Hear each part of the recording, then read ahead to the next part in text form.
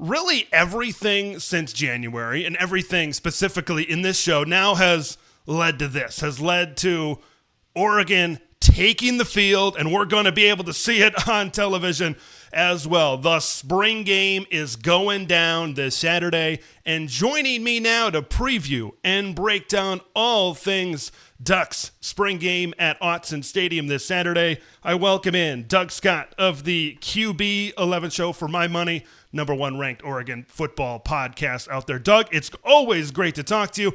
Let's start with this.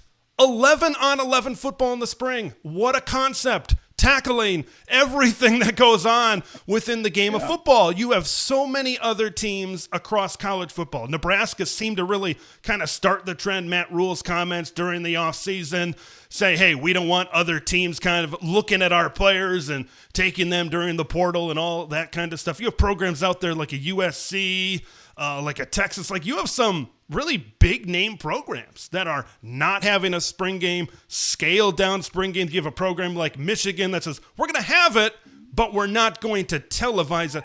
What does it really say about where Oregon kind of sits in the grand scheme of things that says, hey, we don't care what everybody else is doing.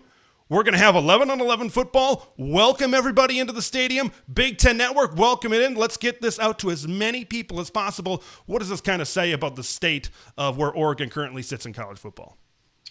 Well, I mean, it really says a lot about really everything that Dan Lanning is and that he builds this program to be, right? Like, he's not a follower. He's not going to do what other programs doing. He's going to do what is best for his program, right? And I think we've seen that, in his tenure here. Like, Oregon is a leader in a lot of ways and a lot of things, right? And I think there's a lot of, I think with a lot of these other coaches and programs, like, a lot of them weren't doing spring games really anymore anyway, right? There was a lot of this weird modified scrimmages where the controlled player, where we have fans there, maybe a few, and we're running like controlled scenarios. And we're mixed. We're not playing 11-on-11. We're not splitting the squad, right? Like, we're doing dunk contests and fan fests and all that's great. So I think a lot of it was just like, as soon as Rule kind of broke that, broke the seal on that, then all these other coaches were like, okay, great, I could jump in, and I don't want to do this anyway. We haven't really been doing it anyway in a lot of places. So let's just jump on board this and use kind of this excuse making to get away from it and really do what we want to do. And then I think also a lot of them don't get fans. Like USC, nobody comes to USC spring games. Yeah. So it's really, it's really easy for them to then, instead of being embarrassed by the fact that their spring game doesn't have any fans, they can say, oh, we're not having one. Right. And it's okay. It's a quick cover. And, I think some of the stuff about not wanting our players to be scouted, I just think that's a nonsense excuse personally. To me, Dan came out and said, like, we're having a spring game. As long as I'm the coach here, we're going to have a spring game. And Oregon in his tenure here has done a full 11-on-11 split squad. They draft the teams, they publish rosters, they wear their two colors, and they go out there and they play one side versus the other, and they play a real game, and they play, 4 downs and scrimmage and first downs and touchdowns and kickoffs and punt returns. And then, they usually do running clock in the second half, and maybe toward the fourth quarter, they'll, start moving some guys around to get some scenarios in, but it's 3/4 of a full game for sure. And I just think that Oregon's Oregon, and the spring game's a big deal here. Like, we get 40,000 plus every year in Autzen, and I think that fan engagement matters. And then the fact that everyone else is going away from it just allows you to then double down even more on a national stage, right? Like, we do this. And I think, Oregon put out a video about that, right? And it's going to be on the Big Ten Network. And it allows you to say, look, hey, recruits, hey, fans, like, look what we're doing here, right? We're doing this. Recruits, that's a big one. Huge recruiting weekend coming up with guys like Jackson Cantwell's on campus, Booby Feaster's on campus, and some of these other guys. So you can really show the recruits, say, hey, we're not backing down from anybody. Look at what's this game day type of atmosphere that we're packing in here. So hopefully that will kind of really get things going in the right direction for Oregon, certainly on the recruiting front as well. Let's get into the game a little bit. Yeah. Players, battles. What are things that you have your eye on as it pertains to the spring game when they take the field on Saturday? Yeah, I'm not sure that any battles are going to be decided in spring, right? I think there's probably not too many true competitions across the roster, and the ones that are out there probably go into fall. I mean, I think there's maybe pecking order, right? First string, second string, and maybe second string versus third string in some cases. I think most of those battles probably go into the fall. But if you want to start there and look at those, I think linebacker rotations is one of them, right? Yeah. I mean, Bryce Betcher's obviously, the primary returning starter. Devin Jackson played, kind of as a primary backup role last year, and he's returning. And then you've got a lot of young guys competing for, the other spots in the 2 deep and potentially even the second starter spot along with Bryce, right? Gavin Nix, the true freshman, who's turning some heads. You've got the trio of redshirt freshmen, Matudi and Platt and Williams coming in, and then I'm forgetting the other guy, Jerry Mixon, coming back as well, who's now a redshirt sophomore. So there's a lot of guys competing for really all of the spots alongside Bryce Betcher in that rotation. So that's a battle to watch, I think, certainly in the spring game, but also as we get into fall. I think safety is another one, right? Dylan Theneman is the only guy with notable experience, coming over from Purdue as a 2-year starter there.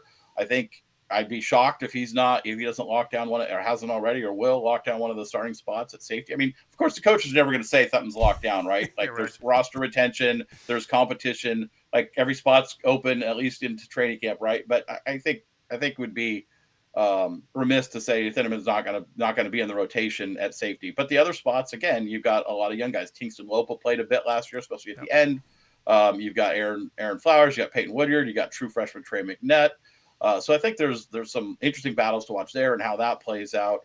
I think edge rotate. I mean, really on defense at every level, right? Like you've got a lot of defensive linemen to watch. You got edge rotation to watch between Mateo and Tatum coming back, who've played 2 years as starters or key contributors, and then you've got some younger guys in Elijah Rushing and Blake Purchase coming off a redshirt year, that are also fixing into that rotation. And then you got Nasir Wyatt, who's a different kind of edge rusher, probably situational, probably a rush down package player.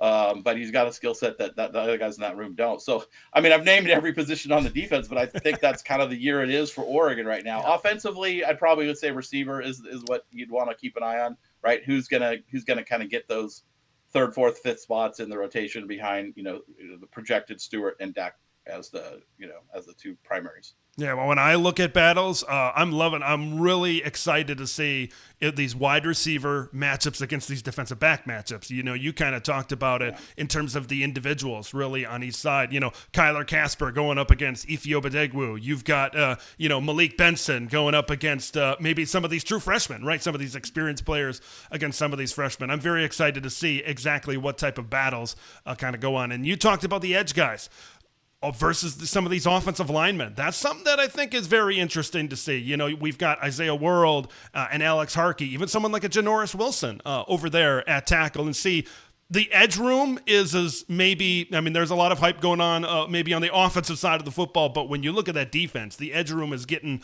a lot of hype right now. They're getting a lot of praise right now. How does the offensive line really stand up consistently? I've got kind of 2 players that I think could stand out. And, when you see some of these spring games, you see some of these players pop. You see this 1 player or 2 players. Sometimes there's a lot of young players.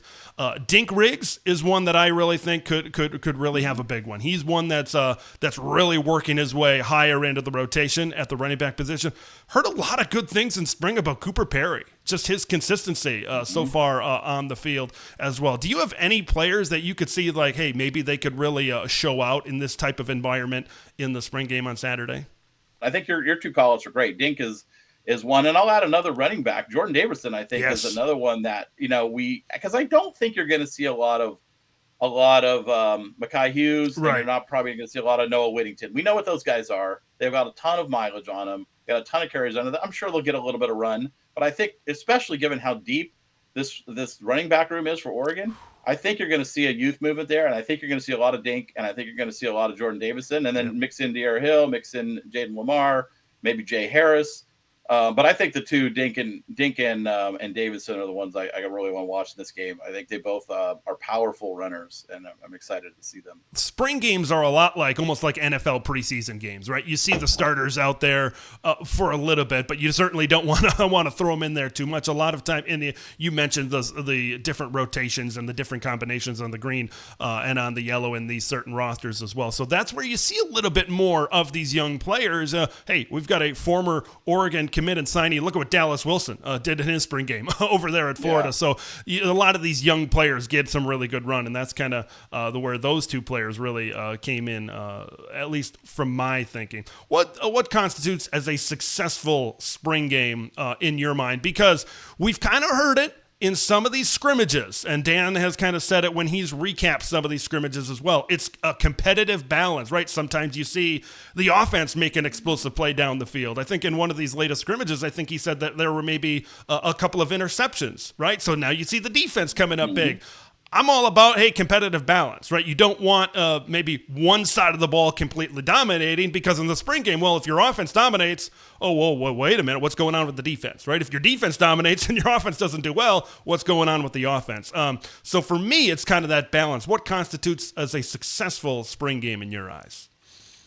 Yeah, I think you just said it. And I'll add one more guy just to the last Sure. thing. DeCorian Moore. I mean, he is a young guy, Yeah. and I think he's going to get a lot of run. But I think Oregon wants to use this as a welcome to college Sure. football DeCorian Moore moment on the Big Ten Network. It's going to get, again, as one of the few spring games being played, it's going to get a lot of national attention. I think he's going to get targeted intentionally, just a guess. But I would be surprised if Oregon doesn't use that opportunity there as his coming out party. Success, obviously, injuries. It goes without saying, want to minimize or eliminate those. And I think, Oregon hasn't had too many in the spring games. Patrick Herbert a few years ago is one that sticks out to me. But other than that, I think it's been pretty clean. But I think you hit it on the head. Like, you want both sides to show success. You want both sides to show and these guys have been banging heads at each other, for a month now, right? They all know what the other side's running. You go sit in on their team meetings or their defense and offensive meetings, I guarantee you the coaches are standing up there going, okay, we know what they're going to run when they come out on this look. They run 3 plays out of this. It's going to be one of these 3 plays. Or when we see this, it's this play, right? Because they know each other so well. And the coaches obviously know what the other do. So I think, but when what can you do, even though you know what's coming? Sure. How can you have success if you know what's coming and you counter it? Or how can you have success despite the fact that the people on the other side of the ball know what's coming? What wrinkle can you throw at it? And I guarantee you, these coaches absolutely want to win this game. Like, they care. Like, they divide up the coaches the same way they divide up the players. Half the offensive staff and half the defensive staffs will be on one side each. Hampton and Tosh will be calling plays on the opposite sides. Stein and probably Merringer will be calling plays on the other side of the ball. And these guys want to win. I mean, it's competitive. And so they're going to be drawing up some special stuff. They're going to be putting some wrinkles in there.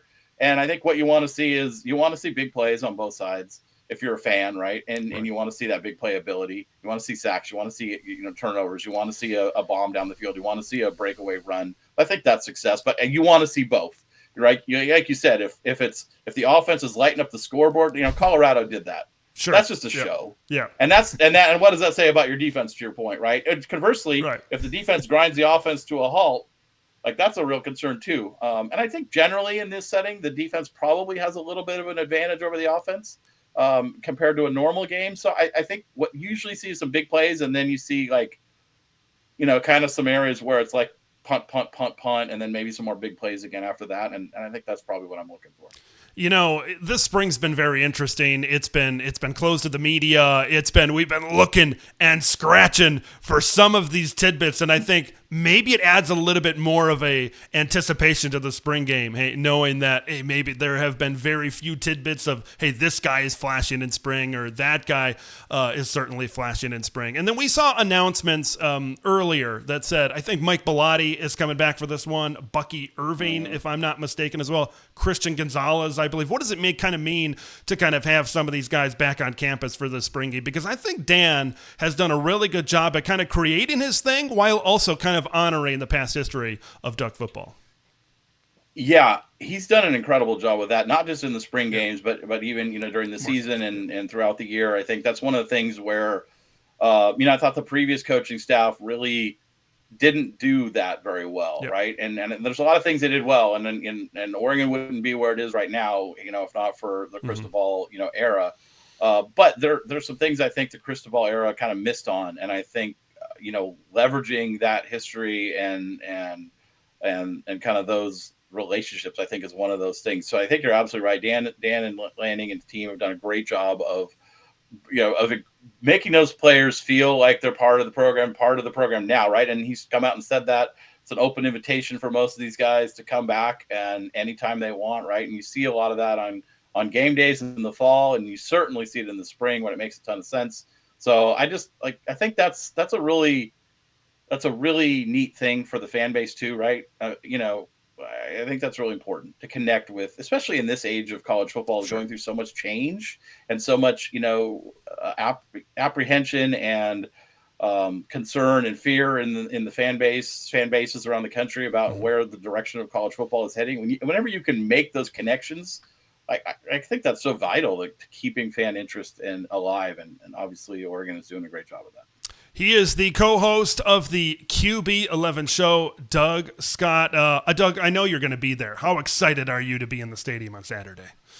It's great. It's like I'm super excited. I always love going down for the spring game. It's like you get this little taste of football about halfway through the desert, right? It feels like, okay, we've made it through the long, cold, dark, rainy winter. We got some spring in the air. We get a little bit of taste of football, and it feels like we're on the home stretch now, and we just got to power through summer, and we get back to the real games again. So it's always fun, and then it's always a major letdown the day after, right? It's like, oh, I got to wait a while now. Doug Scott, QB11 Show, always great to talk to you, and thanks for coming on today. Thanks for having me.